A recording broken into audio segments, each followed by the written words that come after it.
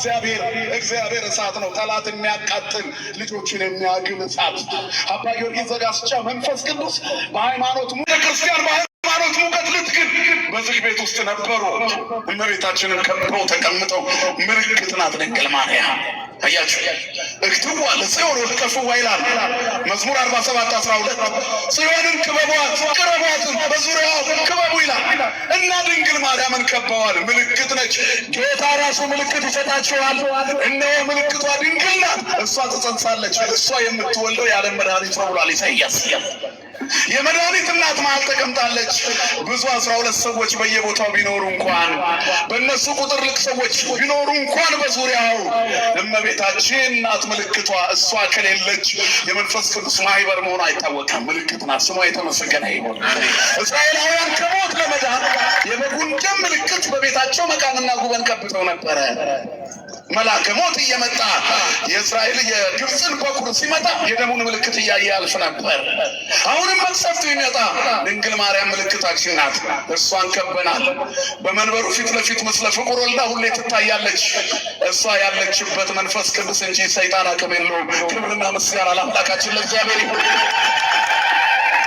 ስለዚህ ከሰማይ ሰማያት በወረደ የእሳት ዝናብ ተጠመቁ። ተጠምቁ አርድእት በፈለገ እሳትም ሰማይ ሰማያት ዘውህዘ ውእየ ሶካጣዊ ሆሙ ወስጋው ምስይ ውእየ። የኃጢአታቸው እሾህ በእሳቱ ተቃጠለ፣ ስጋቸው ግን አልተቃጠለ። ጋሉ። መንፈስ ቅዱስ በሃይማኖት ሙቀት አጋላቸው። ለአገልግሎት የተዘጋጁ ሆነው በእሳት ተጠመቁ። ቤተ ክርስቲያን በእሳት የተጠመቀችበት ቀን ነው በዓለ ጰራቅሊጦስ ነገ የምናከብረው። በእሳት ተጠምቀናል። ተቃጥለንም አናልቀው። ለዚህ ነው ግለናል። ለአገልግሎት ቆመናል።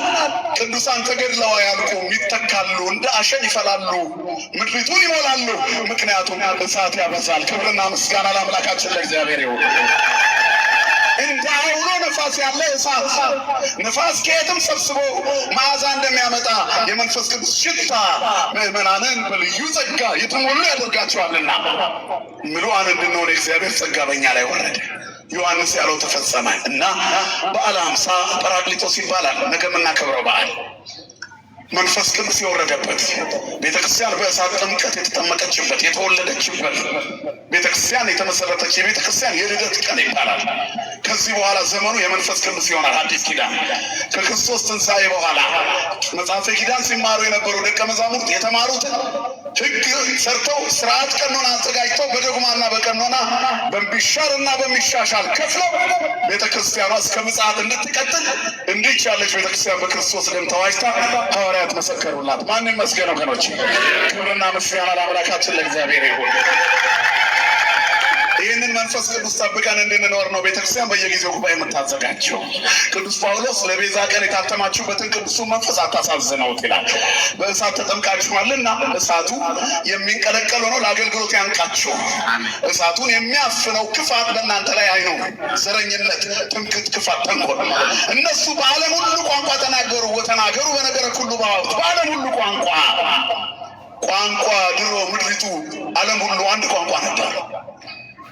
ከዛ ዓለም ትዕቢተኛ ሆኖ የሰናዖርን ግንብ ሰርቶ በባቢሎን እግዚአብሔር ላይ ጦር መስበክ ሲጀምር ቋንቋ በኃጢአት ምክንያት ተደባለቀ። ዛሬ ዘር ብሔር ብለን የምንከፋፈልበት የኃጢአት ውጤት ነው። አንዱ ሰው ግን ሁሉንም ቋንቋ ሲናገር በረከት ነው። ዘሩን ብቻ ጎትቶ ሌላውን ሲገፋ ግን ኃጢአት ነው፣ መርገም ነው፣ ጥንተ አብሶ ነው። ስለዚህ የከፋፈለውን ቋንቋ አንዱ ሰው እንዲናገር በማድረግ ቋንቋ ለመንፈሳዊ አገልግሎት ጸጋ እንዲሆን እግዚአብሔር ፈቀደ።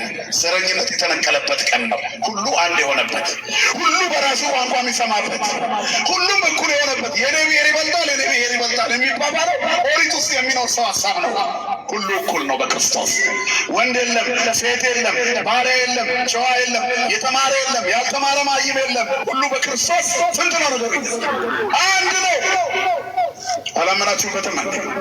ስንት ነው? አንድ ነው። በክርስቶስ አንድ ነው።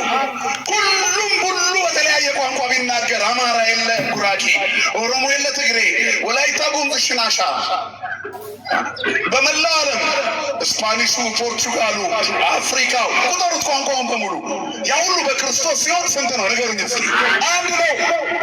ቀራንዮ ላይ የዋለውን ሥጋው ደግሞ የተቀበለ ሰው ከጉምዝ ቢመጣ ከጎጃም መንግሥተ ሰማያት ይገባሉ። በብሔር የተከፈለች ቤተክርስቲያን የአዲስ ኪዳን አይደለች። ቋንቋ በመርገም የመጣ ነው። ሁሉ ሲናገረው አንዱ ግን ሁሉን ሲናገረው በረከት ይሆናል። ስለዚህ እግዚአብሔር ቋንቋን መርገም የነበረውን በረከት ሊያደርገው ቤተክርስቲያንን በእሳት ጥምቀት እንድትወለድ አደረገ።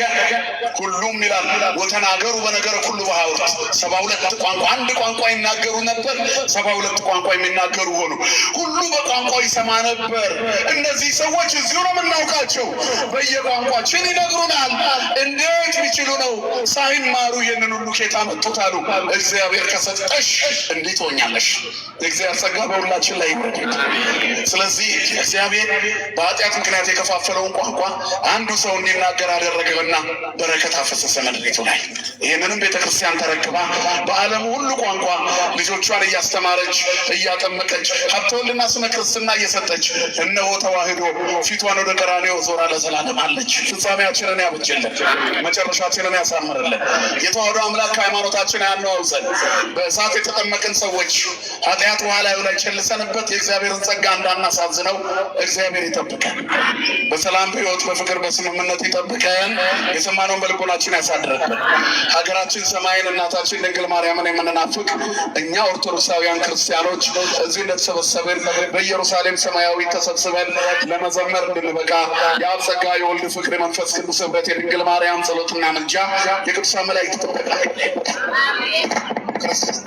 ክርስቶስ ተንሥአ እሙታን አሰሮ ለሰይጣን ሰላም ሆነ።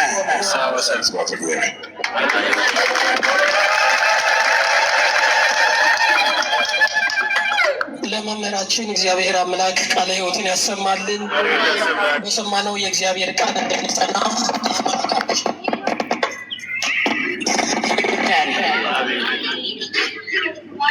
እግዚአብሔር አምላካችን በሰማነው ቃል ጸንተን እንድንኖር እግዚአብሔር አምላካችን ይርዳን።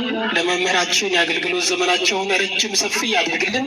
ወቅታዊ የሆነ እጅግ በጣም ልብ የሚነካ በልብ የሚሞላ ትምህርት ነው የተማርነው። እግዚአብሔር ስላስተማረን ስለመከረን ክብር ይግባው። እልል ብላችሁ አመስግኑ።